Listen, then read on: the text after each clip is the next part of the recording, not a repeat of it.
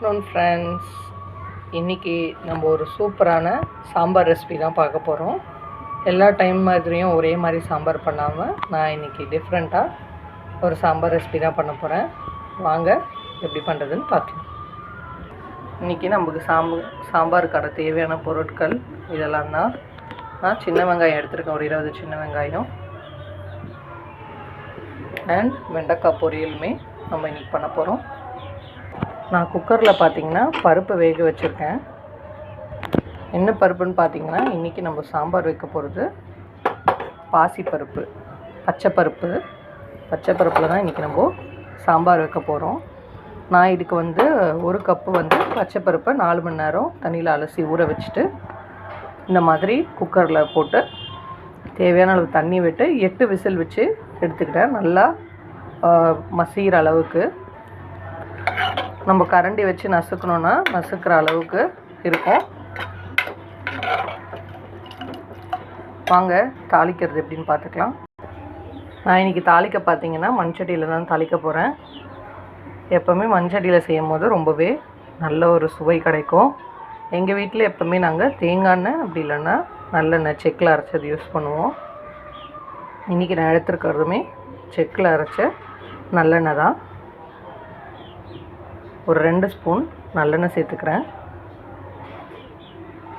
நல்லெண்ணெய் செய்யும் போது ரொம்பவே நிறைய ஹெல்த் பெனிஃபிட்ஸ் இருக்குங்க. அதில் சாம்பார்லாம் தாளிக்கும் போது ரொம்பவே மணமாக இருக்கும். இது கூடவே 1 டீஸ்பூன் நெய் சேர்த்துக்கிறேன். உங்களுக்கு வேணும்னா சேர்த்துக்கோங்க, இல்லைனா ஸ்கிப் பண்ணிடுங்க. இப்போ எண்ணெய் நல்லா காஞ்சிருட்டோம். இப்போ எண்ணெய் பார்த்திங்கன்னா நல்லாவே காஞ்சிருச்சு. இதில் நான் 1 டீஸ்பூன் கடுகு சேர்த்துக்கிறேன், ஒரு 1/2 டீஸ்பூன் சீரகம், கொஞ்சமாக வெந்தயம். இது நல்லா பொரியட்டும். கடுகு சீரகம் பார்த்திங்கன்னா நல்லாவே பொரிஞ்சு வருது. இப்போது 2 காஞ்ச மிளகாய் சேர்த்துக்கிறேன், ஒரு பச்சை மிளகாய்,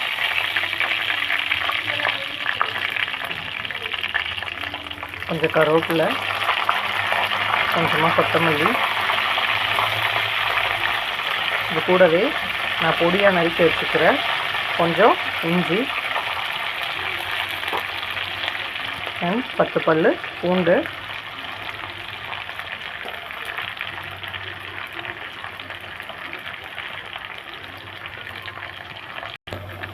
இது வதக்கி வச்சுக்கலாம்.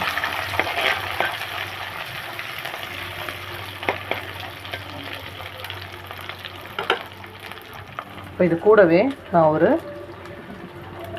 15 சின்ன வெங்காயத்தை உரித்து எடுத்துருக்கேன். உரித்து இந்த மாதிரி பொடி பொடியாக நறுக்கி வச்சுருக்கேன். அதையும் நம்ம சேர்த்துக்கலாம்.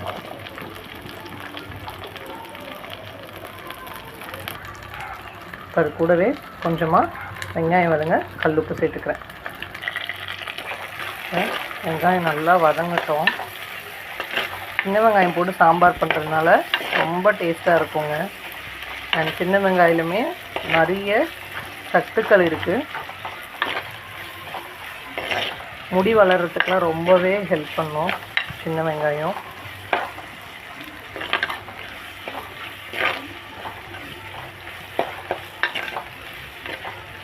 நம்ம ஹேர் க்ரோத்துன்றது பார்த்திங்கன்னா நம்ம வெறும் ஹேரில் அப்ளை பண்ணுறதுல மட்டும் கிடையாது, நம்ம என்ன இன்டேக் பண்ணுறதுலையுமே இருக்குது. நல்லா கோல்டன் ப்ரௌனாக வெங்காயம் வதங்கிடுச்சு. இப்போ நான் இதில் ஒரு மீடியம் சைஸ் தக்காளி பழம் சேர்த்துக்கிறேன்.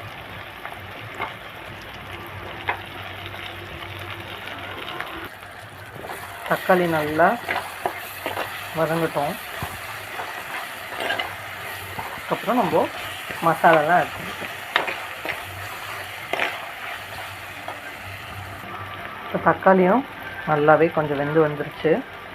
இப்போது இது கூட 1/4 டீஸ்பூன் மஞ்சள்தூள், வீட்டில் அரைச்ச குழம்பு மிளகாத்தூள் ஒரு 1.5 ஸ்பூன் சேர்த்துக்கிறேன். கூடவே 1 டீஸ்பூன் சாம்பார் தூள் சேர்த்துக்கிறேன். இது ஒரு வதக்கிக்கோங்க விட்டா.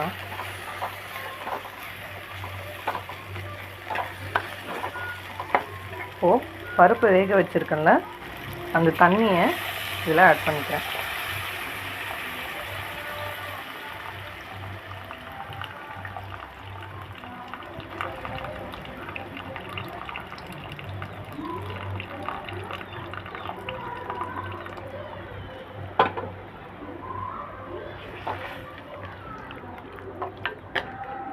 இப்போ நல்லா இது மிளகாத்தூள் வாசனைலாம் போகிற அளவுக்கு கொதிக்கட்டும். இப்போ நான் பருப்பை நல்லா மசிச்சு எடுத்துக்க போகிறேன். இப்போ நம்ம பருப்புமே நல்லா மசிச்சு எடுத்தாச்சு. குழம்பும் பார்த்திங்கன்னா கொதிச்சிட்ருக்கு. கரெக்டாக மிளகாத்தூள் வாசனை போனதுக்கப்புறம் நம்ம பருப்பு ஆட் பண்ணிக்கலாம். இப்போது நல்லாவே மசாலாலாம் கொதிச்சு வாசனை போயிடுச்சுங்க, பச்சை வாசனை. இப்போ நம்ம பருப்பு ஆட் பண்ணிக்கலாம். மசிச்சு வச்ச பருப்பை அது கூட சேர்த்துக்கிறேன். கொஞ்சமாக தண்ணி ஊற்றி கழுவி அதையும் சேர்த்துக்கிறேன். இப்போ நல்லா கலந்து விட்டுக்கலாம். இந்த ஸ்டேஜில் நீங்கள் உப்பு செக் பண்ணி ஆட் பண்ணிக்கோங்க. வேணும்னா உங்களுக்கு தண்ணியாக வேணும்னா கொஞ்சமாக தண்ணி மிக்ஸ் பண்ணிக்கோங்க. இல்லை திக்காகவே வேணும்னா நீங்கள் திக்காகவே ரெடி பண்ணிக்கலாம். இது ஒரு 5 நிமிஷம் நல்லா கொதிக்கட்டும். கொதித்தோடனே கொத்தமல்லி தூவி இறக்கிடலாம். இப்போ பருப்பு பார்த்திங்கன்னா நல்லாவே கொதித்து வந்துருச்சு. மேலெல்லாம் நுர வந்துருக்கு பாருங்கள். இப்போ இந்த ஸ்டேஜில் கொஞ்சமாக நம்ம கருவேப்பிலை கொத்தமல்லி சேர்த்து கலரி ஸ்டவ்வை ஆஃப் பண்ணிக்கலாம்.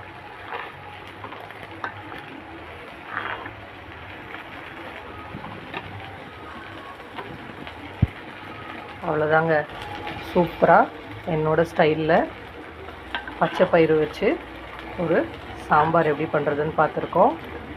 இந்த வீடியோ பிடிச்சிருந்துச்சுன்னா மறக்காமல் லைக் பண்ணுங்கள் ஃப்ரெண்ட்ஸ். இன்னும் மோர் வீடியோஸ்க்கு என்னோடய சேனலை ஃபாலோ பண்ணிக்கோங்க. ட்ரை பண்ணி பாருங்கள், ரொம்பவே சூப்பராக இருக்கும் அண்ட் ஈஸி கூட. எப்போவுமே ஒரே மாதிரி சாம்பார் வைக்காமல் இந்த மாதிரி ட்ரை பண்ணி என்ஜாய் பண்ணுங்கள். Happy cooking, happy eating. அடுத்த ஒரு சூப்பரான வீடியோவில் நான் உங்களை பார்க்குறேன் ஃப்ரெண்ட்ஸ். பாய்.